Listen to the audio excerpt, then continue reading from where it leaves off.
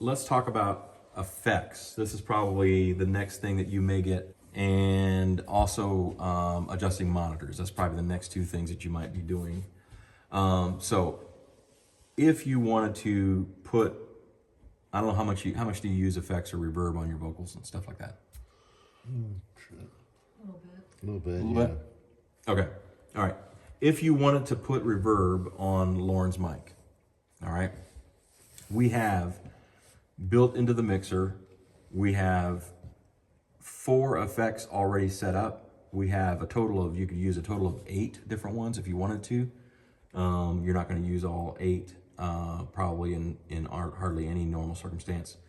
But we've got 4 already set up, and you can see down here below the screen, you've got a button for that.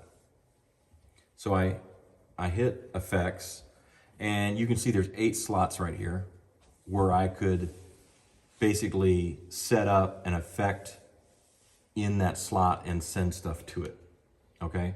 So you can see that in effect number 1, and it says effects unit 1 right there, I've got a effect called EMT 250.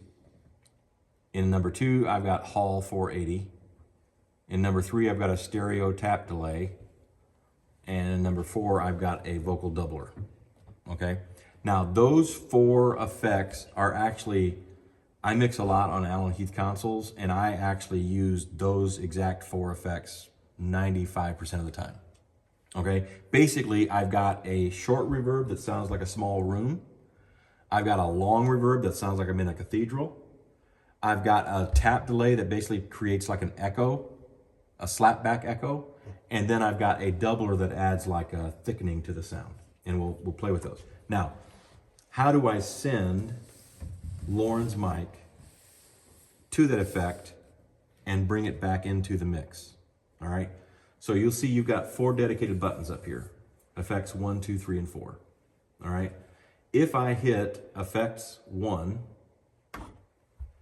you can see what it did to the faders here. This that now becomes Your effects. my effects send. So I can choose how much of Lauren's mic do I want to send to this EMT 250 effect. Well, let's see. So here's his mic, no effect. I keep sending, I send some of it to it, and you can hear what's happening, right? All right, so if this were an old school analog console, you would actually have a separate rack over here with like 5 different units that are different types of effects, and I would literally have a physical cable coming out of the console, out of channel 24, over to the effect, and then out of the effect, back into channel 24, right? This does the same type of thing, but it does it digitally.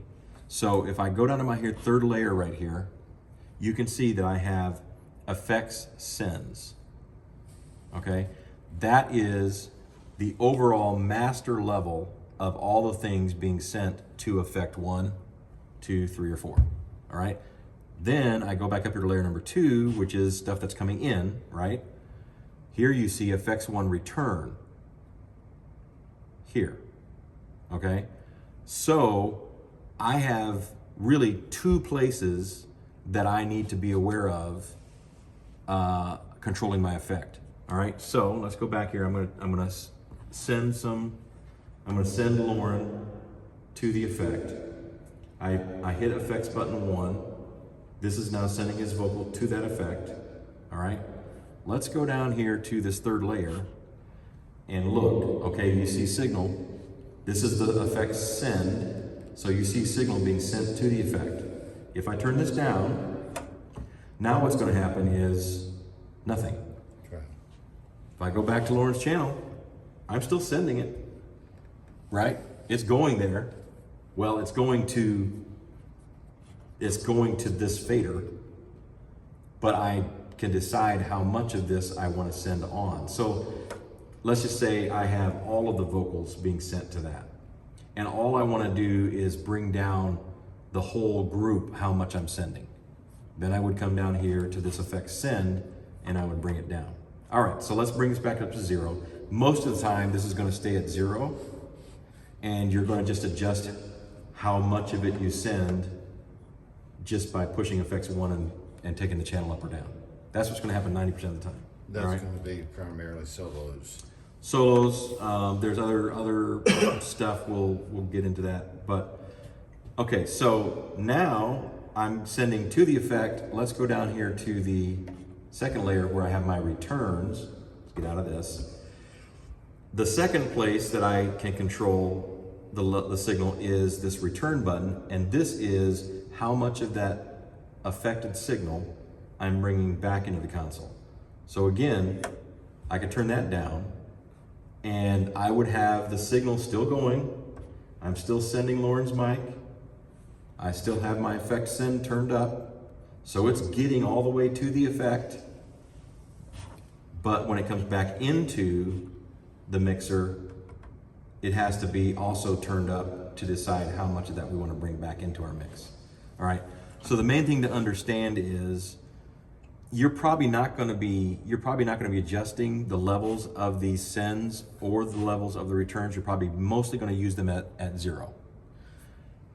I just explained this so that you have a way to troubleshoot. If for some reason I turn up effect 1 for Lauren's channel and nothing happens, the next two things I need to check are, is the effect send turned up and is it unmuted? And then I need to check, is the effects return turned up and unmuted? And if that's the case, then I should be hearing it. Okay? So let's just hear what these sound like. So this is the kind of like the room reverb. It's a little bit shorter reverb. Let's listen. Sorry, let's take this out. There we go. Let's go to effects 2. This is a hall reverb. That's more of a long echo. 1, 2. So you can hear how much longer the tail is on that. It sounds like we're in a big cathedral. All right. Then we have our delay. That's number 3. Check. Hey. 2. All right. Then we have our doubler. Doubler, 1, 2, 1, 2, 1, 2. That's a more subtle effect, but you can hear what it's doing there. It's kind of like a phasey, kind of a thickening of the sound. So basically, what do I use those effects for?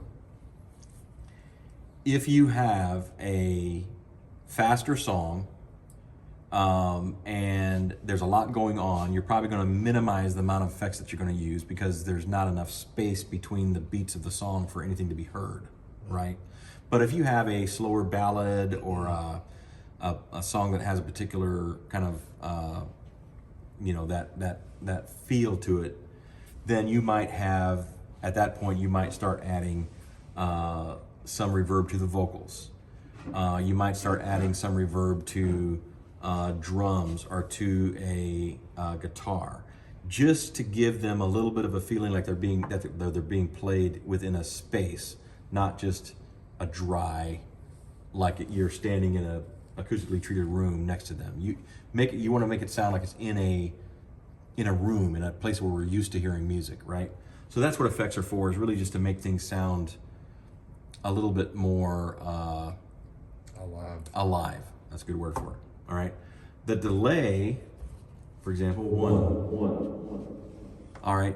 That's something I actually use quite a bit, but very subtly and very limited uses. So you have a slow ballad with long pauses between phrases, and you've got a dramatic end of a phrase, and you want to kind of have a repeat of the last word that they sang, just kind of off in the distance. All right. You can use this effect. Hey, 1. Just kind of way off in the distance, you might hear a repeat of their vocal, the last word of the verse. Right.